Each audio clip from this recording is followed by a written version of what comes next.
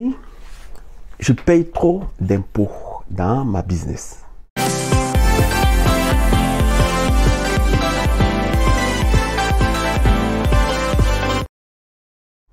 Bonjour à tous, mon nom est Coach Eti.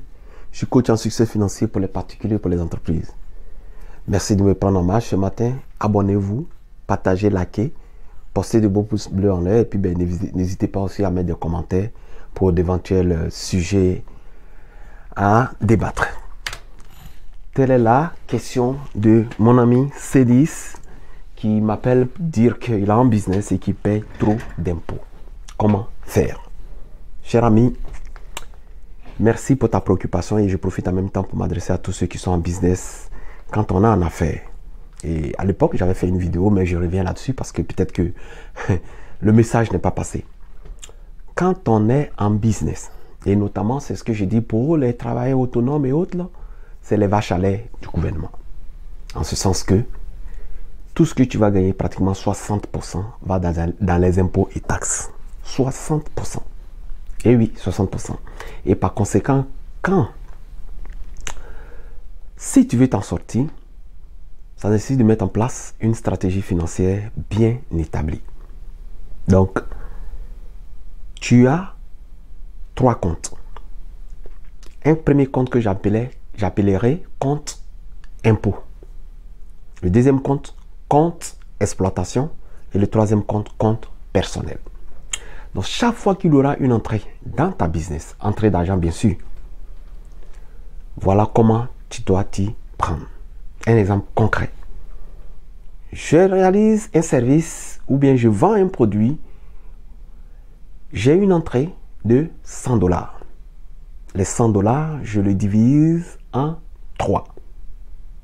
40 $ dans le compte impôt, 30 $ dans le compte exploitation business, 30 $ pour mon compte personnel et compte propre.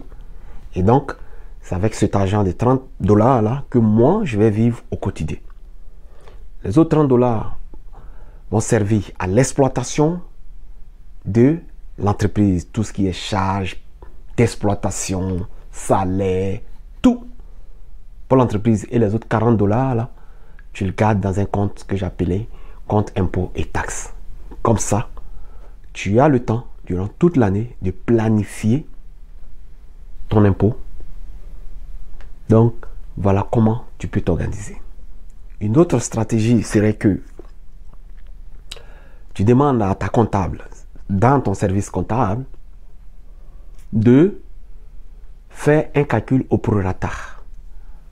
Chaque fois que tu as une entrée d'argent dans ton chiffre d'affaires, selon les calculs, tu peux connaître exactement ta marge de profit brut. Et par conséquent, dépendamment de ton taux marginal d'imposition, tu pourras savoir combien d'impôts tu payeras là-dessus. Et donc, tu pourras connaître ton profit net réel. Et même, je dirais, ton profit net réel est disponible. Parce que même dans ce profit réel net, là, il faut enlever le coût de la vie qu'on appelle l'inflation. Donc, tu auras le profit disponible. Donc, c'est la réponse que je voulais donner ce matin à cette préoccupation de ce que je paye trop d'impôts. Aussi, tu as la possibilité de juguler un peu l'impôt en utilisant des stratégies fiscales, mais pas avec ton comptable. Parce que c'est, je dirais, c'est un peu des stratégies un peu secrètes que je ne peux pas révéler ici, mais pas avec ton comptable. Lui, il connaît, il y a pas mal de crédits d'impôt et de déduction que tu pourras aller chercher. Voilà, donc si tu es un peu plus, recontacte-moi. Tu vois le courrier qui passe présentement là, envoie-moi un mail et puis appelle-moi. On pourra avoir un coaching privé, on va discuter un peu de tout ça. Donc, merci de m'avoir écouté ce matin. Ce fut moi, Coach Eti, votre coach en succès financier pour les particuliers et pour les entreprises.